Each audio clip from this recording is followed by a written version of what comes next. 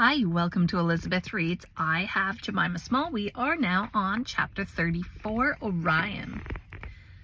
I spent the rest of half-term lying on my bedroom floor, half revising for the Brainiacs selection day. But after the woman had said that thing at the restaurant, my enthusiasm for being in a room with 250 people I didn't know had kind of waned. Mickey was staying at his dad's, so almost the whole week had passed, and all I'd done was listen to rain pouring down my window and stare at pages of revision notes. But I had come to a decision.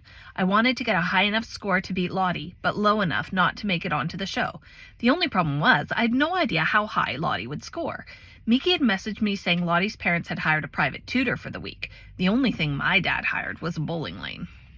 I objected to it on moral grounds, based on the fact that I hated bowling, and Jasper always made a stupid comment each time my ball went into the gutter, and there were only 3 days until the competition.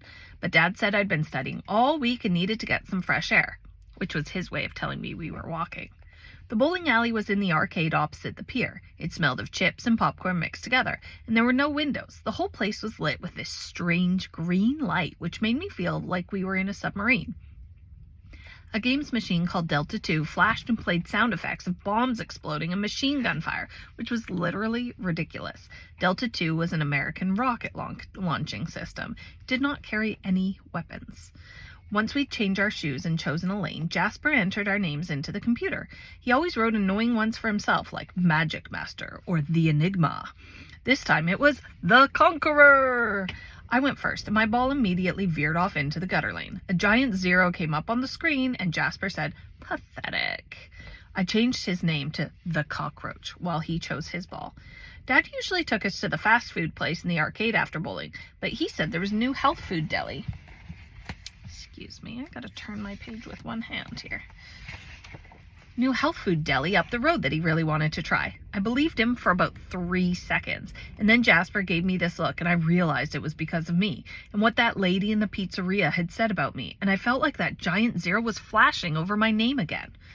At the deli, I was taking a bite of spinach muffin when I spotted Gina walking through the door. I wasn't totally surprised. It was a health food deli after all. It was probably her spiritual home. She waved and made an immediate beeline for us. "Hi, Jemima. Great to see you. And oh my goodness, it's Brainiacs in what?" I was still chewing the muffin, so I couldn't say anything. It was kind of hard to swallow, mainly because it was so disgusting. Dad stood up so fast he almost knocked our plates. "It's on Monday. You must be Gina. Hi!" I finally swallowed. "This is my dad," I said. "Orion." Dad looked at me like he really wanted to tell me off for saying his full name, but didn't want Gina to think he was a tyrant dictator. I smiled my best smile at him. "Orion," Gina said, raising her eyebrows. Her smile was up to at least 90%. "Yeah," Jasper said, "after the Orion Cinema in that retail park outside town." "Don't be stupid, Jasper," I said. "Orion was a hunter in Greek mythology who was placed among the stars. It's the most prominent constellation on the celestial equator.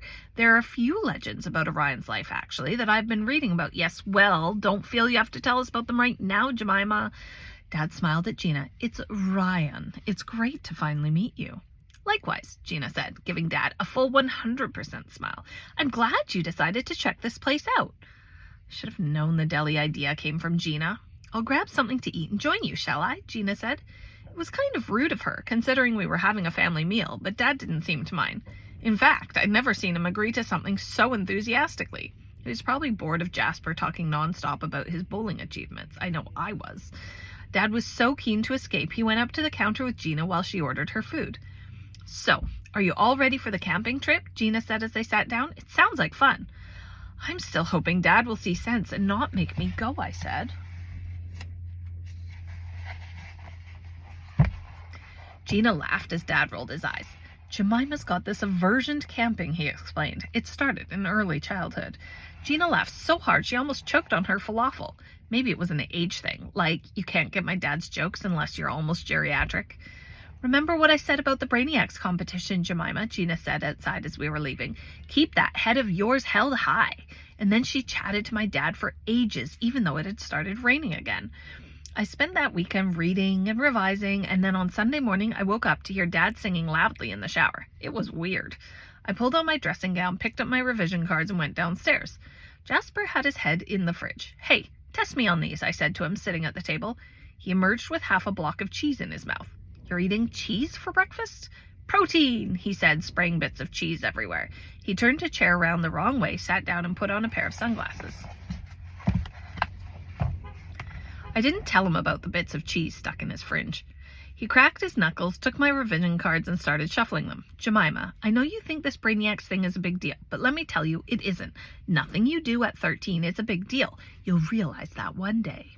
Jasper, you're only 14. He slid his sunglasses down to the end of his nose. And 7 months. I sighed and grabbed some cereal. Just test me, Jasper. The emissions from your ego are damaging my brain cells. Jasper pulled out his phone. Okay, quick fire. 30 questions, and if you lose, you're on washing up duty for 2 weeks. How can I lose when I'm the only person playing? Jasper raised his eyebrows. Your greatest enemy is yourself. Just ask me some questions, Jasper. It's the competition tomorrow. Fine, he said, picking up the first card, but I want to share in the prize money. That afternoon, Dad told me I needed to rest my brain before the competition. He put my revision cards on top of the fridge and then headed upstairs. I sat down to watch World's Deadliest Sharks while I made some more revision cards for the journey tomorrow. A few minutes later, Dad came downstairs smelling like aftershave, even though he doesn't shave, and it looked like he'd ironed his shirt. So I'm heading out for a bit.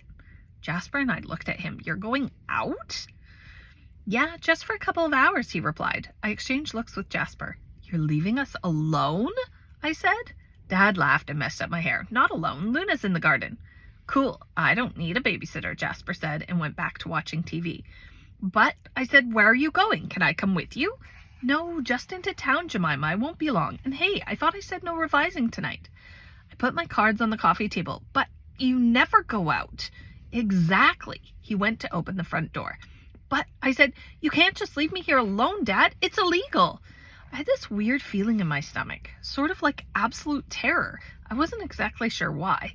Maybe my psychic powers were awakening and I was having a premonition. Dad took a deep breath. It's not illegal, Jemima. You've got Jasper to look after you. Have you forgotten his ball of flame streak that almost burned the house down a couple of weeks ago? Jasper hit me with a cushion. Dad sighed. Fine, I'll ask Luna to sit with you, okay? Honestly, Jemima, it's just a few hours. I'll be back to help you do some last-minute cramming if you want. But I do think it's better to just relax tonight. Now, if you've finished your interrogation, I'll go get Luna. I knew in my head that Dad going out for a couple of hours was no big deal, that he wasn't leaving forever. But the message hadn't quite made it to my heart. My heart was kind of stupid like that. Fine, I said, and turned back to the TV as a tiger shark devoured an albatross. When Dad had gone outside, I said to Jasper, why is Dad acting so suspiciously? I don't know, Jasper said. Maybe he wants to get you a present for the Brainiacs thing tomorrow or something. Oh, I felt an immediate relief, like at Miki's house once, when the food was too spicy and his mum gave me a glass of milk. It has this protein in it called casein, which takes the burn off your tongue. Oh yeah, I said, that could be it. Dad is such a bad liar. I watched the screen as a great white shark tried to pound its way into a cage containing 2 divers. Doesn't explain the overpowering aftershave, though. Whoa, Jasper yelled, ignoring me. I'm never swimming in the sea again. Don't be stupid. They probably baited it with something. It can detect blood in the water. That's why it's attacking them. The chances of being killed by a shark are about 1 in 250 million. It's actually far more likely for you to get hit by an asteroid while you're sitting right here on this sofa. Thanks, Jasper said, looking suspiciously at the ceiling. I finished making my revision cards in my room, watching Tabitha Hendricks' Love Your Body vlogs on YouTube. Then I practiced time multiplication, recited geographical facts, and revised words from the phobia section of my Champion's Guide to Spelling book, which Miss Reed had bought me ages ago when she forced me to do the spelling bee.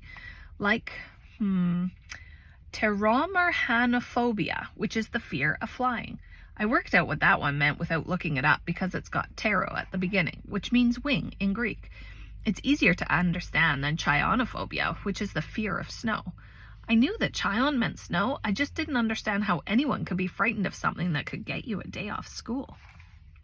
That is the end of chapter 34. I'll see you next time. Bye-bye.